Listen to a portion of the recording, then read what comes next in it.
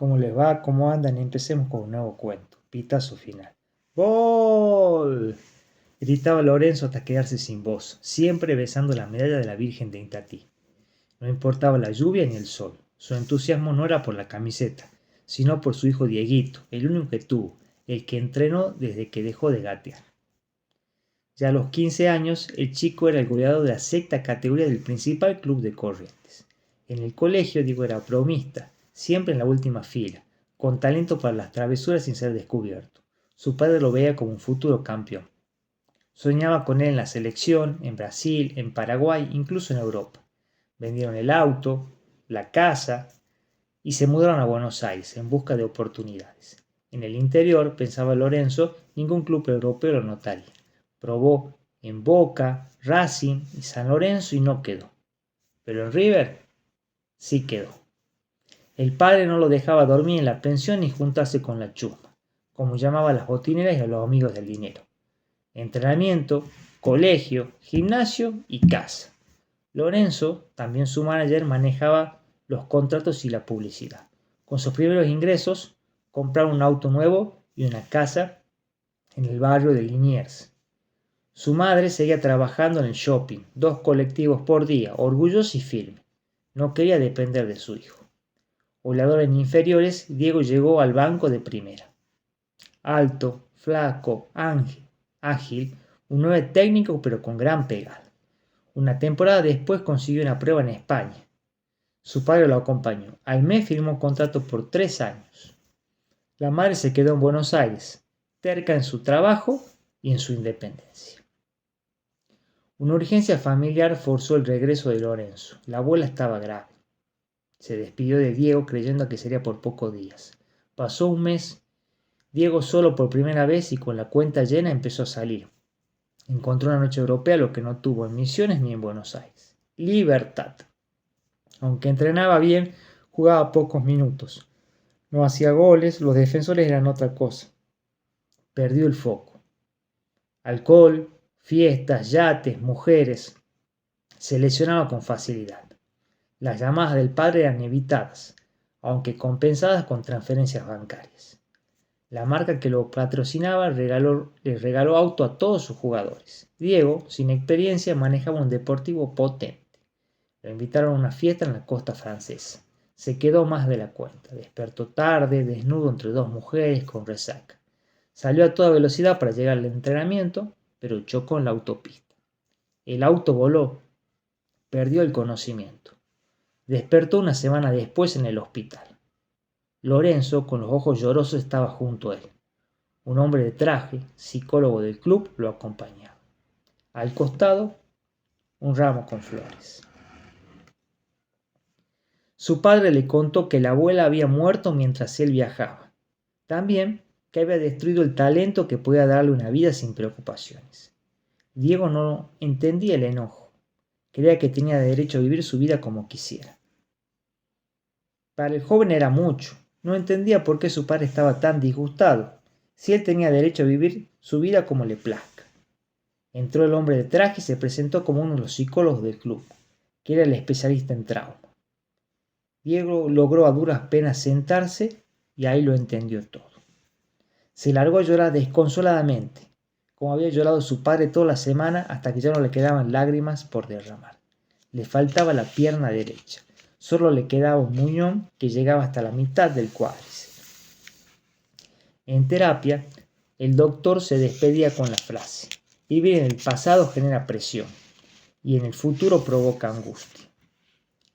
Y le daba una serie de medicamentos para mantenerlo en el día a día. Los meses fueron demoledores. Nadie fue a visitarlo a fisioterapia, ni los compañeros del club, ni los amigos de la noche. Solo estaban las flores, que todos los días su padre regaba o las cambiaba. Cuando llegaba el pitazo final y se acabó el partido, el perdedor mastica solo la bronca. Ya no se reían de sus ocurrencias por las redes sociales, ni lo invitaban a ninguna fiesta o evento. Solo su padre lo acompañaba. Luego de la fisioterapia pasaban gran parte del día en un modesto hotel. Todo lo que no pagaba el club era precario, porque según su viejo había que ahorrar hasta el último euro que sea posible. Lorenzo se pasaba horas negociando con todos los contactos que había conocido, buscando algún puesto de entrenador asistente en las inferiores para su hijo. Su madre no fue a verlo y no le dirigía la palabra. Como toda Tana, era de temperamento fuerte y sabía que si hablaba con su hijo iba a reprocharle que había castigado su futuro y el pibe no necesitaba más tragos amargos. La cara de su progenitor ya no expresaba la sonrisa ni los gestos de aprobación que veía cuando volvía al medio de la cancha luego de marcar un gol, besando la pelota. Ahora era un gesto adusto, unas orejas bien marcadas, fruto de una desilusión absoluta, que no había visto en mucho tiempo, salvo cuando perdieron un campeonato juvenil a nivel sudamericano, en el que Diego había errado un penal en la tanda definitoria. Los diarios, la televisión, las redes sociales opinaban sobre el eclipse de la joven promesa correntina. Todos coincidían en que su destino era producto de una serie de circunstancias que incluían ignorancia, inmadurez y mala fortuna, en mayor o menor grado. Pero Diego no se sentía culpable, sentía que toda su vida había sido vivida sin libertad. Su padre no le había dado la libertad que tiene cualquier otro adolescente. El técnico no le dio los minutos necesarios para mostrarse en la cancha, sus compañeros querían lucirse en vez de asistirlo. Él fue víctima de personas que nunca se preocuparon por él, que solo querían explotarlo. A los 6 meses del accidente, el club le rescindió el contrato, amparándose en una cláusula de imprudencia. Tenía que volverse a Argentina, porque ya no nada lo ataba a España o a la cordura. No había que lo haga pensar en el mundo como un lugar placentero. Atrás quedaron los aplausos, los goles y las portadas de revista. Se sentía un perdedor con todas las letras. Encontraron un vuelo barato dentro de una semana, así que le quedaba poco tiempo en el viejo continente. Su padre le preguntó si quería hacer algo que deseaba. Él negó con la cabeza, pero de una sonrisa de oreja a oreja que indicaba que tenía algo pendiente, que iba a empezar a marcar otra clase de goles.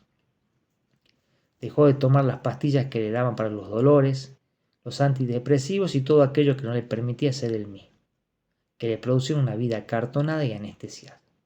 El rostro de Juan se transfiguró. Cayó en una tremenda depresión, en una pesadilla permanente. La expectativa de un futuro truncado lo carcomía. No podía aprender la tele por temor a ver una nota o algún reportaje sobre él, lo mismo que con las redes sociales.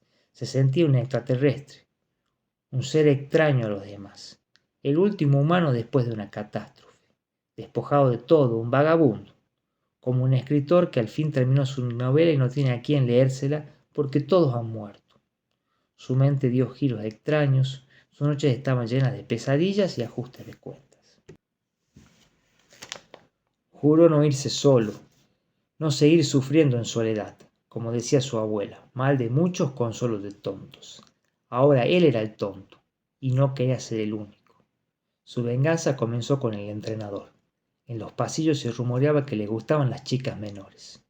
No le costó mucho seguirlo, mientras recogía adolescentes inmigrantes ilegales que no debían superar los 15 años. Filtró en las redes las imágenes y el entrenador tuvo que renunciar inmediatamente y someterse a un proceso legal. Compró diarios y prendió la tele por primera vez en meses. Verlo sufrir le generaba un placer y una adrenalina muy similar que la que sentía después de marcar un gol. Se sentía vivo por primera vez en mucho tiempo. Había salido tan bien su primer acto de venganza que hasta le molestó tener tan poco tiempo para disfrutarlo. Quería continuar con cuestiones sutiles, que no le impliquen directamente a él, como las bromas que hacía en el colegio. Además, al ser figuras públicas, la lista de posibles enemigos era casi infinita. Siguieron sus compañeros. Como aún podía llegarse al club, entró a la cocina y rodeó todos los alimentos con drogas no permitidas. En los próximos controles antidoping caerían varios de ellos. Ahora, con un nuevo entrenador y varios jugadores suspendidos, le dieron lugar a los pibes de inferiores. A chicos como él, que buscaban una oportunidad. Volvieron a la Argentina, y mientras él disfrutaba de cada día que sus ex compañeros no podían jugar, planearía cómo quitarle a su padre el dinero que le quedaba en las cuentas bancarias. Con eso terminaría su circuito de venganza. o tal vez recién comience y siga escalando buscando más culpables. Bueno, ahí termina el cuento. ¿Qué podemos decir de Pitazo Final? Es un cuento potente sobre el precio del éxito en sociedades que cosifican a los jóvenes talentos. Es una crítica al sistema deportivo y a una sociedad exitista. Hay que educar a los jóvenes talentos para que sean profesionales en todo tiempo y en todo lugar. Espero que les haya gustado. Hasta la próxima.